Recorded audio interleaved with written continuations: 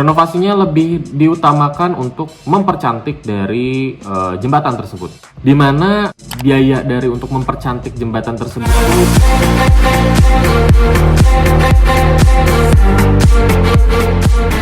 halo teman-teman, gimana kabarnya? Sudah makan kimchi hari ini?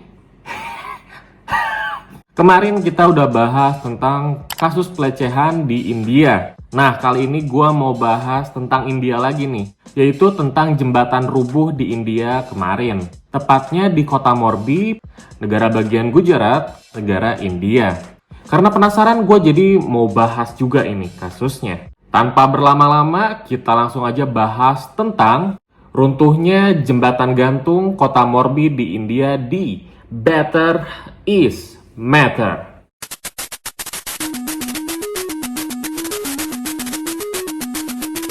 Oke, sebelum kita bahas tentang rubuhnya jembatan, kita bahas dulu tentang sejarah dari jembatan ini.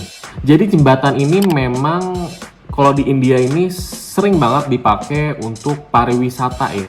Dan kebetulan jembatan rubuh yang ada di kota Morbi ini adalah jembatan peninggalan dari kolonial Inggris yang dibangun pada tahun 1877. Jadi udah kisaran 140-150 tahun lah ya umur dari jembatan ini. Panjangnya 230 meter dan lebarnya 1,25 meter. Dan jembatan ini tuh dipakai untuk menyeberangi dari sungai Makuku. Gue nggak tahu pronounce-nya kayak gimana. Buat teman-teman yang tahu boleh komen di bawah. Nah, dulunya jembatan ini tuh dibangun atas keperluan kerajaan di India, di mana kerajaan itu memiliki 2 istana ya.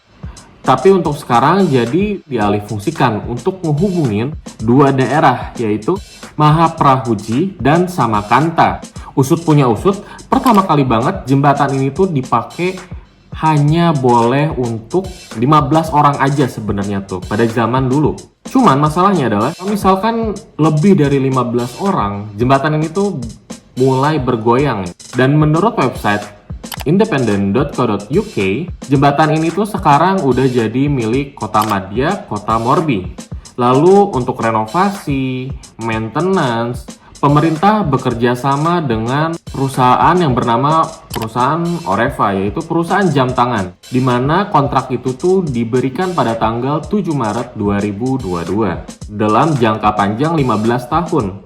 Jadi semua tiketing, penjagaan, pemeliharaan, dan juga semuanya dari operasional jembatan itu dialihkan ke pihak swasta lah.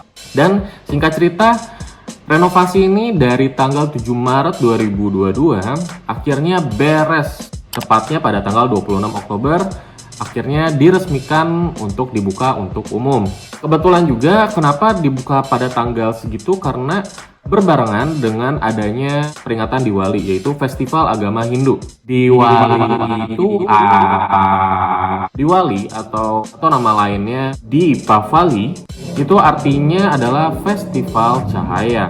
Yaitu merupakan salah satu festival agama Hindu menandakan kemenangan dari kebaikan atas kejahatan. Biasanya acara ini dilakukan 5 hari dan dilakukan pada bulan sekitar Oktober atau November, kisaran 2 itu. Ya sama juga seperti kayak Maulid Nabi dan juga Idul Fitri mungkin ya. Jadi tanggalnya berubah-ubah mengikuti dari kalender dari Hindu. Jadi ya otomatis pada saat itu tuh, saat pembukaan itu wah rame.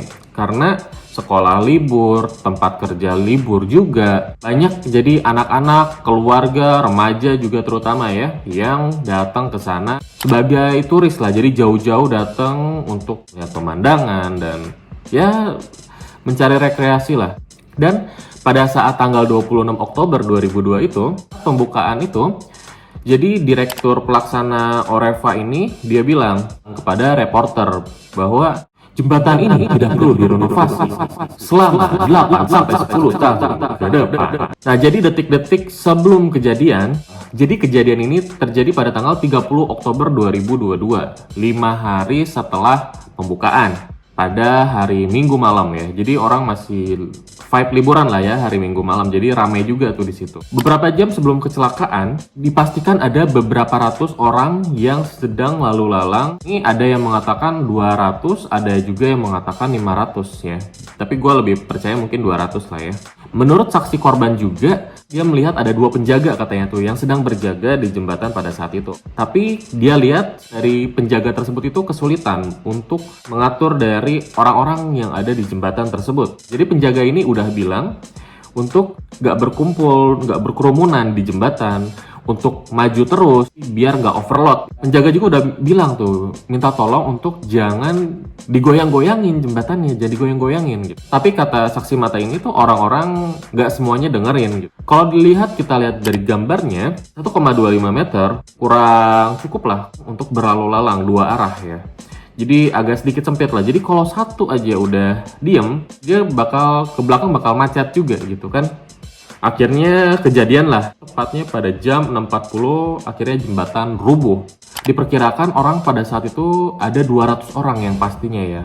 Yang harusnya kepake untuk 125 orang, saat itu tuh 250 orang, ada orang goyang-goyang, overload di tengah lagi ya. Jadi kondisinya tuh banyak orang berkerumunan di tengah juga. Beban banget buat jembatan untuk menahan dari para turisnya. Terus korbannya gimana? Ya korban ya pada berjatuhan jadinya. Ada yang masih nyangkut di jembatan, terus ada juga yang jatuh ke air udah gitu naik lewat jembatan lagi gitu. Kalau gue sih ngeri ya naik jembatan lagi, takut ada putus yang kedua ya. Terus ada juga yang berenang ke tepian, ada juga yang tertimbun puing-puing. Wah pokoknya hektik lah pada saat itu ya.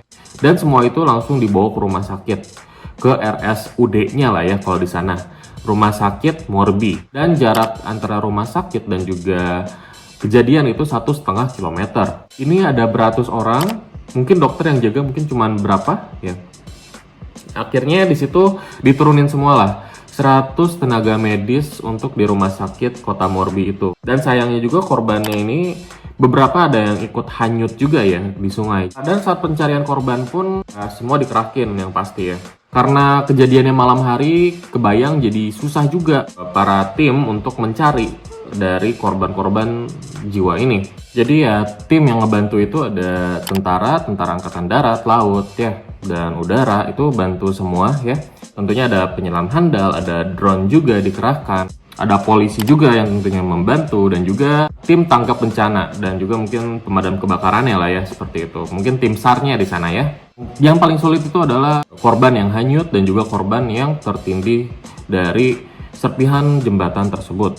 Menurut Hindu Times, korban ini sedikitnya ada 135 orang yang dipastikan tewas, dan ada lebih dari 180 yang luka-luka dan selamat. Bagian besar korban ini sayangnya ini adalah remaja, perempuan, dan juga orang yang sudah berumur, sudah tua. Tentunya Perdana Menteri Narendra berduka cita ya, berbelasungkawa, dan bagusnya siap untuk memberikan kompensasi kepada para korban berupa uang tunai. Dari pemerintahan ini, para keluarga korban atau korban luka-luka ini dapat santunan. Bagi setiap korban yang meninggal, dari keluarganya dia akan mendapat 5.000 US dollar, mungkin sekitaran 60-70 juta lah ya. Dan untuk orang yang luka-luka diberikan 630 dolar atau mungkin kisaran 10 jutaan lah ya. Jadi menurut Indiana Express juga, dari investigasi, nah ini yang ramainya, didapati bahwa jembatan ini direnovasi betul, namun ternyata dibuka lebih awal dari jadwal yang seharusnya. Tapi tidak disebutin sih jadwalnya harusnya berapa lama ya. Mungkin yang harusnya renovasinya harusnya 1 tahun, tapi dibuat jadi hanya 6 bulan saja. Jadi intinya dibuat lebih singkat lah ya. Dan sayangnya ini jembatan ini tuh tidak disertifikasi oleh pihak sipil setempat dulu untuk keamanannya oleh pihak sipil. Jadi ya udah main buka-buka aja gitu. Jadi nggak ada sertifikatnya. Dan sebenarnya juga sudah jembatan ini kan rapuh ya, 150 tahun lah sekitaran.